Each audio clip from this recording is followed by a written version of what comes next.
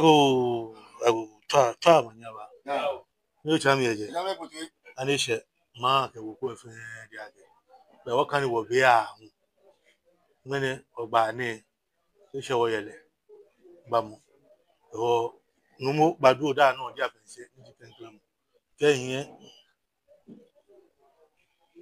ndi branch man to mu hwehwe to mu ko me afọ ekwe hwehwe ni aga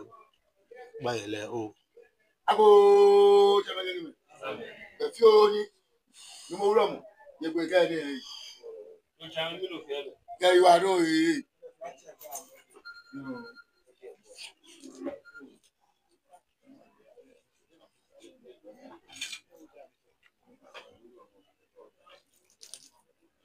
ago chabagani me numo gbagwa yi ago ngene me no ba ni ma na ma ba wo bolo ma wo ata no bo ni bo shiko ba ida na ata na nyi mo ba ida na ko ata na nyi mo ba ida na ata je bo from je bo magina e ga beju ko na fosan me no kan wo be wo chiketi ba o na afieti awon afieti ba ni na wo me no ngba yele wo se o gbeje wo ha bodan o njon bodan ago ke dan so shi pe e fe to njole wo ke mo ate o nbi jo mo yo de o nbi no ya o nbi sole mo o nbi jo mo ke ni le bo de joba ku do nu tumo ni wa du mo mi awo be no ba fele wo fele fin obe mi eye mu o ba ida ni no ke jo mo tun ajo won yo po mo bo po e no tagi no to sanbo to agba agbon won ko le mo be ada ni ma yo le ba ida ni so mo tu ko so ba ida ni so bo la to ba ida ni afi o ko mo san fre ko o ko mo ke si ba ida ni agboshi agbo ba ko maga ba chawe ba ko beju ke bi ko ni ba ko te ni ba ko obu no bo ba fe mo cha na cha de ba mo ala ke bi ko ni ba afun bi ke bi ko ni ba shoda mi asipe si ni ba mo ri gbon ba bla iku ba so ngbe ba ko o ke se kon ke bi ko ni ba olaka ke bi ko ni ba wishna ke bi ko ni ba mo di la pa ko cham lo ko awi o je no a chinkwan bi ete ro na ule kwa na efule ba ku no ke jo mo jo wo o su klo te ba ku su da de ban ba ku na ko le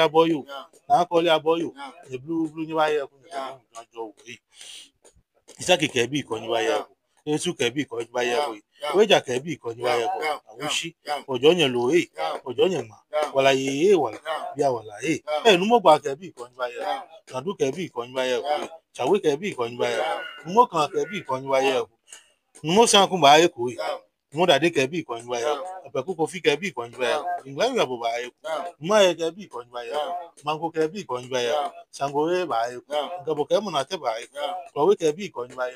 bobu na ke bi ko ni ba wa ushi wojo yen ma sa ku mo ke bi ko ni ba ku la lo ke bi ko ni ba jange ke bi ko ni ba awushi nche yen fo mi chenyo ma yena aka ni wo bi afieti afi ba ni na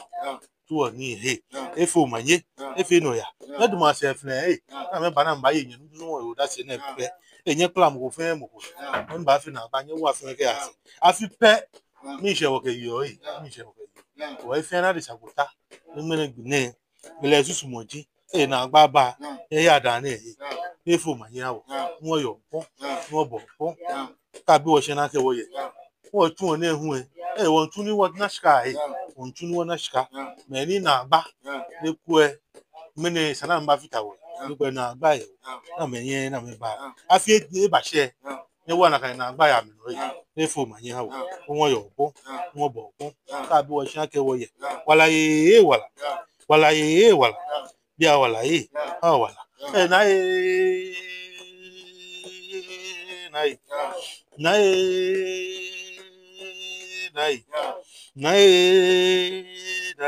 na bo su bo ke bi ko ni ba ye ko ni ke jo mo jo won yo fun won bo fun ka twa pe wo no be mi twa no ma nya ba afi na to pa nya ni na wo fi mo afi aya ni ba ni na wo ko twa no ma nya ba ago chabagani fioni numo ba do da no odi abese first ni magalu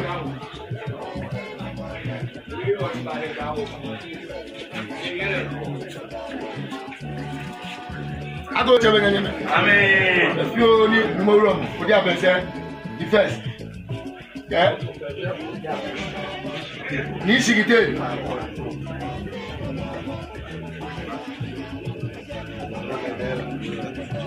Ago chebenganyeme. If you only tomorrow, my begin. Bubra atogoche.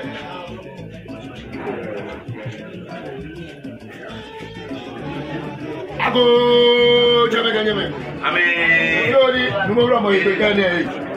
ni ulam ni manje lanshi.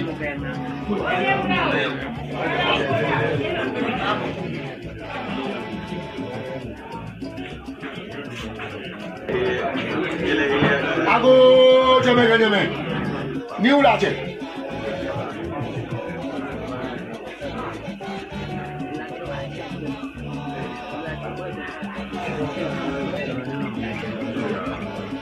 Ago chebenganyeme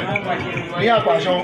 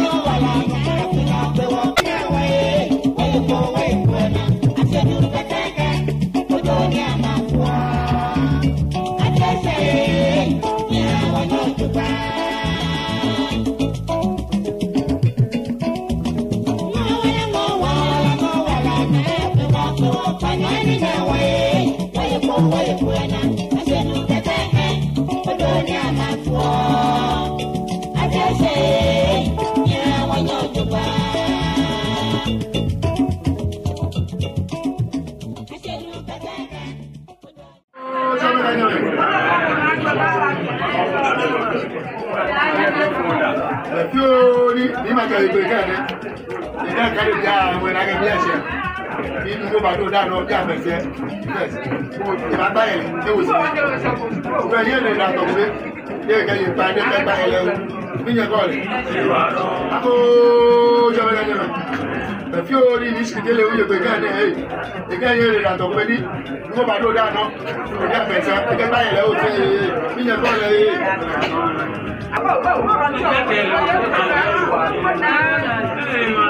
Ado jamagana. Yo ni ato ko chere gbe kan. E kan yen le da to ko be. Ni mo ba do da no ko dia pensa. The first, e ba ile o te mi nye ko le.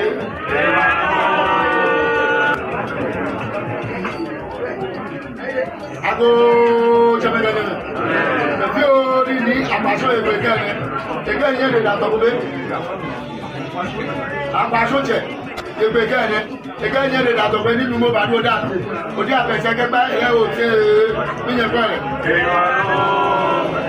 ago jabe genya fio ni ma garu probo egbe kan e ga yen le da to pe ninu mo ba do da no o di apese the first ke ba e o se mi yen ko le